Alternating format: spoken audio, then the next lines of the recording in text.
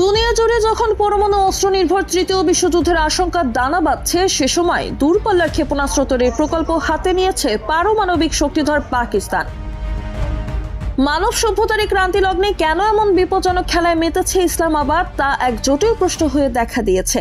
পাকিস্তানের এই প্রকল্পকে সারা বিশ্বের জন্যই মারাত্মক এক নিরাপত্তা হুমকি হিসেবে শনাক্ত করেছে যুক্তরাষ্ট্র। এই প্রকল্পের কারণে খুদ যুক্তরাষ্ট্রের নিরাপত্তাও ঝুঁকিতে বলে মনে করছে তারা। ফলে উগরে উঠছে ক্ষোভ। সেই ক্ষোভ থেকেই দেশটির জাতীয় নিরাপত্তা বিষয়ক সহকারী উপদেষ্টা জন ফাইনার প্রশ্ন তুলেছেন, কেন পরমাণু ওয়ারহেড বহনে সক্ষম দূরপাল্লার শক্তিশালী ক্ষেপণাস্ত্র বানাতে হচ্ছে পাকিস্তানকে? এর উদ্দেশ্য কি? এ নিয়ে গভীর সন্দেহ প্রকাশ করেছেন তিনি। এই প্রকল্পকে উদীয়মান হুমকি হিসেবে উল্লেখ করে ফাইনার বলেছেন, পাকিস্তানের এসব ক্ষেপণাস্ত্র আন্তঃমহাদেশীয়। এগুলো কেবল দক্ষিণ এশিয়ার দেশগুলোতেই নয়, এর বাইরেও আঘাত হানতে পারে। এগুলো এমনকি যুক্তরাষ্ট্র আঘাত হানতে সক্ষম বলে গভীর উদ্বেগ জানিয়েছেন তিনি। হোয়াইট হাউসের এই কর্মকর্তা আরো বলেন, একই সাথে দূরপাল্লার ক্ষেপণাস্ত্র ও পরমাণু অস্ত্র আছে। সারা বিশ্বে এমন দেশের সংখ্যা হাতে গোনা এবং সেসব দেশ যুক্তরাষ্ট্র বিরোধী। এ প্রসঙ্গে রাশিয়া, চীন, উত্তর কোরিয়ার নাম উল্লেখ করে তিনি বলেন, এই তালিকায় পাকিস্তানের নাম যুক্ত হওয়া ওয়াশিংটনের জন্য গভীর উদ্বেগের। যুক্তরাষ্ট্র বরাবরই বিভিন্ন সংকটে পাকিস্তানকে সহায়তা দিয়ে এসেছে। এরপরও পাকিস্তান কেন যুক্তরাষ্ট্রের নিরাপত্তার জন্য হুমকি হয়ে উঠতে চায়, সে প্রশ্ন তুলেছেন ফাইনার। উদ্ভূত বাস্তবতায় পাকিস্তানের এই দূরপাল্লার ক্ষেপণাস্ত্র প্রকল্পের উপর কঠোরতা নিষেধাজ্ঞা আরোপ করেছে যুক্তরাষ্ট্র। দেশটির রাষ্ট্রীয় মালিকানাধীন প্রতিরক্ষা সংস্থাকেও নিষেধাজ্ঞার আওতায় এনেছে তারা। এদিকে যুক্তরাষ্ট্রের এই বৈরী অবস্থান ও নিষেধাজ্ঞা প্রত্যাখ্যান করেছে পাকিস্তান। এক প্রতিক্রিয়ায় দেশটির পররাষ্ট্র মন্ত্রণালয় জানিয়েছে, ওয়াশিংটন ইসলামাবাদের দূরপাল্লার ক্ষেপণাস্ত্র প্রকল্প নিয়ে যেসব দাবি জানাচ্ছে সেগুলো ভিত্তিহীন ও অন্যায্য। এ ধরনের অভিযোগ আগামীতে দুই দেশের বন্ধুত্বপূর্ণ সম্পর্ককে ক্ষতিগ্রস্ত করতে পারে বলে সতর্ক করেছে তারা। দূরপাল্লার ক্ষেপণাস্ত্র নিয়ে পাকিস্তানের কোনো খারাপ উদ্দেশ্য নেই, যুক্তরাষ্ট্রে আঘাত হানার পরিকল্পনাও নেই বলে দাবি করেছে দেশটির পররাষ্ট্র মন্ত্রণালয়।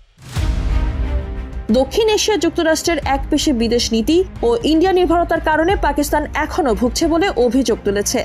কেন পরমাণু অস্ত্রবাহী দূরপাল্লার ক্ষেপণাস্ত্র বানাচ্ছে সে বিষয়ে যুক্তরাষ্ট্রকে কোনো সুস্পষ্ট ব্যাখ্যা দিতে অস্বীকৃতি জানিয়েছে পাকিস্তান। তবে এটি বুঝিয়ে দিয়েছে যে এ পদক্ষেপকে প্রশ্নবিদ্ধ করা মোটেই ভালো চোখে দেখছে না তারা। বিশ্লেষকরা জানাচ্ছে, সাম্প্রতিক বছরগুলোতে যুক্তরাষ্ট্রের আধিপত্যবাদ বিরোধী চীনের সাথে সম্পর্ক শক্তিশালী করছে পাকিস্তান, মূলত তাদের দূরপাল্লার ক্ষেপণাস্ত্র প্রকল্প এগিয়ে নিতে বেজিং এর সার্বিক সহায়তা দিচ্ছে। ফলে এই প্রকল্পের উদ্দেশ্য নিয়ে অতিরিক্ত মাত্রায় সন্দিহান হয়ে উঠেছে ওয়াশিংটন। সার্বিক প্রেক্ষাপটে এই ক্ষেপণাস্ত্র প্রকল্প নিয়ে আগামীতে যুক্তরাষ্ট্র ও পাকিস্তান সম্পর্ক মিত্রতা থেকে শত্রুতার দিকে গড়াতে পারে বলে আশঙ্কা অনেক বিশ্লেষকের।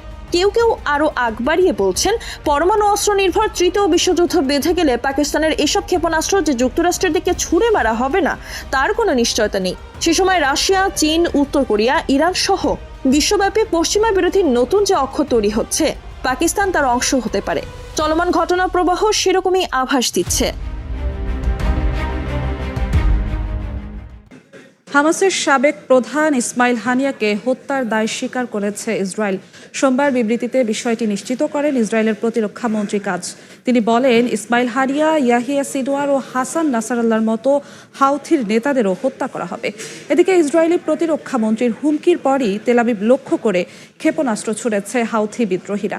এ সময় হুড়োহুড়িতে অন্তত 20 জন আহত হয়েছেন।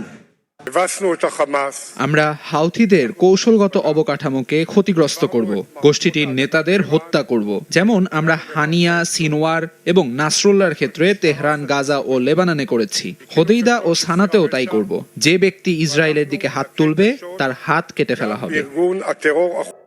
গাজায় অব্যাহত আছে ইসরায়েলি বাহিনীর তাণ্ডব। সোমবার উপত্যকাটির বিভিন্ন স্থানে হামলা চালিয়েছে নেতানিয়াহুর সেনারা। এতে বেশ কয়েকজন হতাহত হয়েছেন। চলমান হামলার মধ্যেই কামাল আদওয়ান হাসপাতাল বন্ধ করার নির্দেশ দিয়েছে ইসরায়েলি সেনারা। এতে বিপাকে শত শত রোগী। হাসপাতালের চারপাশে রাখা হয়েছে বিস্ফোরক রোবট। এদিকে বন্দি বিনিময় চুক্তির কিছুটা অগ্রগতি হয়েছে বলে জানিয়েছেন ইসরায়েলি প্রধানমন্ত্রী বিনিয়ামিন নেতানিয়াহু। এদিকে তুরস্কের প্রেসিডেন্ট জোর কণ্ঠে জানিয়ে দিয়েছেন, নতুন সিরিয়ায় কুর্দি বিদ্রোহীদের কোনো স্থান নেই, তাই তাদের অবস্থান নিশ্চিহ্ন করতে হামলা চালিয়ে যাওয়ার ঘোষণা দিয়েছেন রিসেপ তাইপ এরদোয়ান। ইউক্রেনের সামরিক বিমানবন্দর লক্ষ্য করে ড্রোন হামলা চালিয়েছে রাশিয়া। একদিনে কিয়েভের আরও 2টি বসতি দখলের কথা জানায় মস্কো। পাল্টা হামলা চালিয়েছে কিয়েভও। এদিকে ইউক্রেনের প্রেসিডেন্ট ভলোদিমির জেলেনস্কি সতর্ক করে বলেছেন, রাশিয়ায় আরও সেনা ও সামরিক সরঞ্জাম পাঠাতে পারে উত্তর কোরিয়া। যুক্তরাষ্ট্রকে যুদ্ধ আসক্ত দেশ বলে কটাক্ষ করেছে চীন।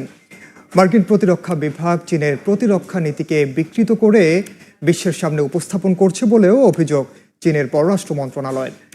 বৈশ্বিক নিরাপত্তার জন্য ওয়াশিংটন সবচেয়ে বড় হুমকিতে পরিণত হয়েছে বলে জানায় চীনের পররাষ্ট্র মন্ত্রণালয়। তাইপেকে ওয়াশিংটনের বিপুল পরিমাণ সামরিক অস্ত্র সহায়তার ঘোষণা এক চীন নীতির লঙ্ঘন বলেও অভিযোগ বেইজিংয়ের। এবার গ্রিনল্যান্ডের নিয়ন্ত্রণ নেওয়ার ইচ্ছে পোষণ করেছেন নবনির্বাচিত মার্কিন প্রেসিডেন্ট ডোনাল্ড ট্রাম্প। জাতীয় নিরাপত্তার স্বার্থে যুক্তরাষ্ট্রের কাছে গ্রিনল্যান্ডের মালিকানা ও নিয়ন্ত্রণ থাকা প্রয়োজন বলে মনে করেন তিনি। এদিকে ট্রাম্পের এমন মন্তব্যের কড়া জবাব দিয়েছেন গ্রিনল্যান্ডের প্রধানমন্ত্রী।